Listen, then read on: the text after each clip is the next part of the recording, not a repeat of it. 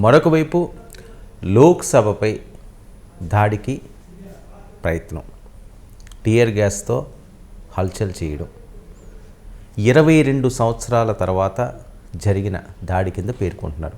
గతంలో ఏదైతే డిసెంబర్ 3, 2001లో దాడి జరిగిందో అదే డేట్ని ఇద్దరు దుండగులు లోపలికి వెళ్ళి ఈ చర్యలకు పాల్పడడం దేనికి సంకేతం? ఇవన్నీ కూడా చర్చిద్దాం. మనతో పాటుగా లోక్సత్తా అధినేత జయప్రకాష్ నారాయణ గారు మనతో పాటుగా సిద్ధంగా ఉన్నారు. నమస్కారం జేపీ గారు. నమస్తే వర్మ. లోక్సభకి సంబంధించి ఈరోజు జరిగిన అంశం సర్వత్రా ఒక భయాందోళన గురి చేస్తున్నది. భారతదేశంలో అత్యున్నతమైన పార్లమెంట్ భవనం లోక్సభ జరుగుతుండగా స్పీకర్ పోడియం దగ్గరికి ఇద్దరు అగంతకులు వెళ్ళి టియర్ గ్యాస్తో హల్చల్ చేశారు అంటే ఎలా చూడాల్సిన అవసరం ఉంది సార్? భద్రతా లోపం కొత్త పార్లమెంట్లో ఇది కేవలం దుందుడుకు యువత కొందరు చేసినట్టు కనిపిస్తుంది. వెనకాల స్వచ్ఛంద సంస్థ ఏదైనా ఉంటే ఉండొచ్చు, కానీ ఇది టెర్రరిజం, ఉగ్రవాద చర్యలాగా కనిపించట్లేదు. కాబట్టి ముందు ఆ భయాందోళనలు అక్కర్లేదు. ఖచ్చితంగా సర్వోన్నత సభ, చట్టసభల్లో మనం ఇలాంటివి ఈ ఆటంకాన్ని కానీ లేకపోతే ఈ రకమైన చర్యలు కానీ ఏ రకంగానూ కూడా ప్రోత్సహించకూడదు. దాని చట్టాలు ఉన్నాయి. మరి ఎంతో కొంత భద్రతా లోపం కనిపిస్తున్నది. మీరు నేను పోవాలంటే లోక్సభ మన తల ప్రాణం తొక్కిస్తారు వస్తుంది. మరి అలాంటప్పుడు నిజంగా ఇది అదృష్టం కొద్దీ వాడు వీడి ప్రమాదకరమైంది కాకుండా ఏదో క్యానిస్టర్ తీసుకెళ్ళాడు, గ్యాస్ అది రిలీజ్ చేశారు, ప్రమాదమే కాదంటున్నారు. మరి అలక్ష్యంగా ఉంటే రేపు పొద్దున వాడు బాంబు తీసుకెళ్ళొచ్చు కదా. కాబట్టి ఖచ్చితంగా భద్రత అనేది మనని విసిగించడం కోసం ఉంది కానీ నిజంగా భద్రత కోసం ఉన్నట్టు కనిపించట్లేదు, మొక్కుబడిగా ఉంది. కానీ అంచేత నిజమైన భద్రత ఉండాలి. అదే సమయంలో లోక్సభ కానీ, రాజ్యసభ కానీ, పార్లమెంట్ కానీ, చట్టసభ కానీ ప్రజల సభలు. కాబట్టి ప్రజలకి ఓ పక్కన భద్రతని కాపాడుతూనే ప్రజలందరికీ కూడా ఆహ్వానించే రీతిలో ఉండాలి. మీరు అమెరికా లాంటి దేశంలో వెళితే, అక్కడ అమెరికన్ కాంగ్రెస్కి వెళితే క్యాపిటల్ బిల్డింగ్కి మీకు ఏ రకమైన అసౌకర్యం ఉండదు. సెక్యూరిటీ చెక్ ఉంటుంది, లోపలికి వెళ్ళిస్తారు, కానీ చాలా సంతోషంగా ఆహ్వానిస్తారు. అందులో విదేశీ పౌరులైతే మొట్టమొదటి ఆహ్వానిస్తారు. విదేశీ పాస్పోర్ట్ ఉంటే, ఎందుకంటే ఆ దేశం వాళ్ళు ఎప్పుడైనా చూడవచ్చు. సెలబ్రేషన్ ఆఫ్ డెమోక్రసీ లాగా. కాబట్టి భద్రత పటిష్టంగా ఉండాలి. ప్రజలకు దూరంగా ఉండేట్టుగాను ఈ సభలు ఉండకూడదు. మన దేశంలో ప్రజలకు చాలా దూరం చేసేసాం. అసలు సామాన్యులు పార్లమెంట్లోకి విజిటర్స్ గ్యాలరీకి వెళ్ళాలని చెప్పంటే దాదాపు అసాధ్యమైన స్థితిలో చేసాం. అది కరెక్ట్ కాదు. అదే సవాలు భద్రతలో ఎక్కడ రాజీ పడకూడదు. కాబట్టి పొరపాట్లుంటే సవరిస్తారని నమ్మకం నాకు ఉన్నది. కానీ ఎట్టి పరిస్థితుల్లోనూ మనం గుర్తుంచుకోవాల్సింది అంటే, అంబేద్కర్ రాజ్యాంగం వచ్చిన తొలి రోజుల్లో చెప్పారు, స్వతంత్ర పోరాట కాలం నాడు మనకి స్వేచ్ఛ లేదు, వాక్ స్వాతంత్రం లేదు, నిరసన హక్కు లేదు, ప్రాథమిక హక్కులు లేవు, ఓటు హక్కు లేదు. మరి ప్రజాస్వామ్యం వచ్చిన తర్వాత ఓటు హక్కు వచ్చింది, స్వేచ్ఛలు వచ్చినాయి. కాబట్టి ఇప్పుడు నిరసన తెలిపే పద్ధతులు మారాలి. ఆనాడు స్వేచ్ఛ లేని కాలంలో పరాయి వాళ్ళ మీద మనం పోరాడుతున్నప్పుడు రకరకాల పద్ధతులు ప్రయోగించాం. రస్తా రోకో అన్నాం, బంద్ అన్నాం, హర్తాళ్ అన్నాం, స్వచ్ఛందంగానో బలవంతంగానో షాపులను మూయించాం, రోడ్లన్నీ నిర్మానుష్యం చేశాం. కానీ మన రాజకీయ పార్టీలు అదే పద్ధతిని ఇప్పటిదాకా పాటిస్తున్నాయి. ఇప్పుడు కూడా ప్రతి రాష్ట్రంలో ప్రతి పార్టీ కూడా ఇదే పద్ధతులు, హర్తాళ్ళు, బంధు, రస్తా రోకో, రైలు రోకో, ఇతరులకు ఆటంకం కలిగించేది, హింసకు పాల్పడేది, ఎలాంటి నిరసన కూడా ప్రజాస్వామ్య సమాజంలో సహించకూడదు. రోడ్లు అడ్డుకున్నా, రైళ్ళు అడ్డుకున్నా, ఇతరులకు ఆటంకం చేసినా, షాపులను మూసేయించినా, లేకపోతే హింసకు పాల్పడినా క్షమించకూడదు. అదే సమయంలో నిరసనకు హక్కు ఉండాలి.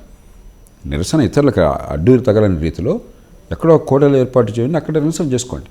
రోడ్లు అడ్డుకోకూడదు, హింసకు పాల్పడకూడదు. కాబట్టి నిరసన తెలిపే హక్కు ఉంది ప్రజాస్వామ్యంలో. రాజ్యాంగం ఇచ్చిన హక్కు, అది ప్రాథమిక హక్కు. కానీ అదే సమయంలో ఇతరులకు ఆటంకం కలిగించకుండా చెప్పే బాధ్యత ఉండదు. మన దేశంలో ఆ బ్యాలెన్స్ పోయింది. కొన్ని సందర్భాల్లో ప్రభుత్వాలు అసలు నువ్వు నిరసన చెప్పడానికి వీలేదు, అరెస్ట్ చేసి పారేస్తారు. నిరసన చెప్పేవాళ్ళు చాలా సందర్భాలు రోడ్ల మీదకి వచ్చి బైఠాయించి అది పెద్ద ఉద్యమం అనుకుంటారు. కాబట్టి ముందు మనలో కొంత క్రమశిక్షణ కావాలి.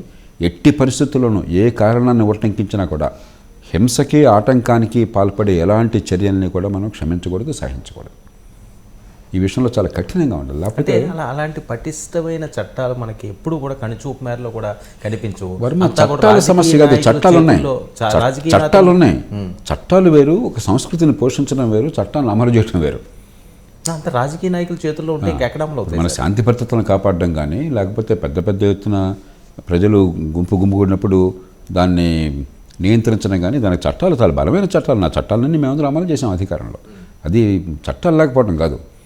ఒక రాజకీయ సంస్కృతి కావాలి, సమాజంలో ఏకాభిప్రాయం కావాలి.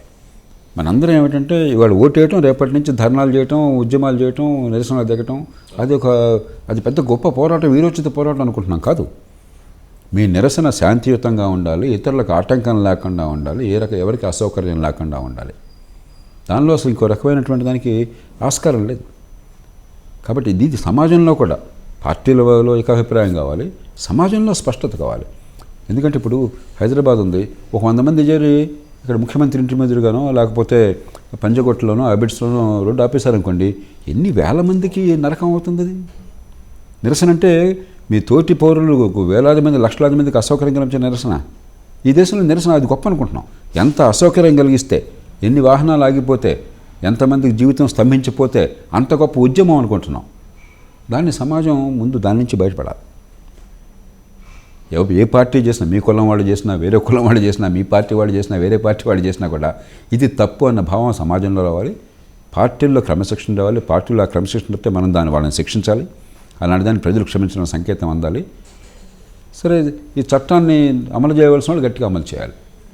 మామూలుగా నేరాల విషయంలో, ఇతర విషయాల్లో చట్టాలు చాలా బలహీనంగా ఉన్నాయి, పేలవంగా ఉన్నాయి, పొరపాట్లు ఉన్నాయి. కానీ శాంతి భద్రతల్ని కాపాడడంలో మన చట్టాలకు లోటు లేదు. అధికార యంత్రాంగానికి పుష్కలమైన అధికారాలు ఉన్నాయి. కానీ రాజకీయము, సమాజము దానికి సహకరించకపోతే ప్రతిదానికి అధికారులు మీరు లాఠీ దెబ్బలను లేకపోతే తుపాకీ తోటాలతో ఆ దేశంలో శాంతి భద్రతలు కంట్రోల్ చేయగలరు సార్ 2 కోట్ల మందిని. కాబట్టి మనం ఆ సంస్కారం కావాలి. ఆ ఉన్నది సమర్థంగా అమలు చేసేది. భద్రత విషయంలో ఖచ్చితంగా అక్కడ పాలనాంతరంగం లోపం కనిపిస్తుంది. అంటే మరొక అంశం సార్ ఇందులో ముఖ్యంగా, మైసూరు ఎంపీ తరపున ఆయన ఒక విజిటర్గా లోపలికి ఎంటర్ అయ్యాడట. అదే చూద్దాం. ఇప్పుడు ఎంపీ ఎవరినో అంటే ఆ కాన్స్టిట్యున్సీ చెందిన వాడిని నాకు కావాలని చెప్పంటే వాళ్ళు సంతకం పెట్టేయచ్చు. వాళ్ళు అంత తేలిగ్గా ఎంపీ బాధ్యత కాదు కదా పూర్వపరాలను కనుక్కోవటం. మనకు ఎవరు తెలుసో, మన పక్కింటి వాళ్ళు మనకు తెలియదు.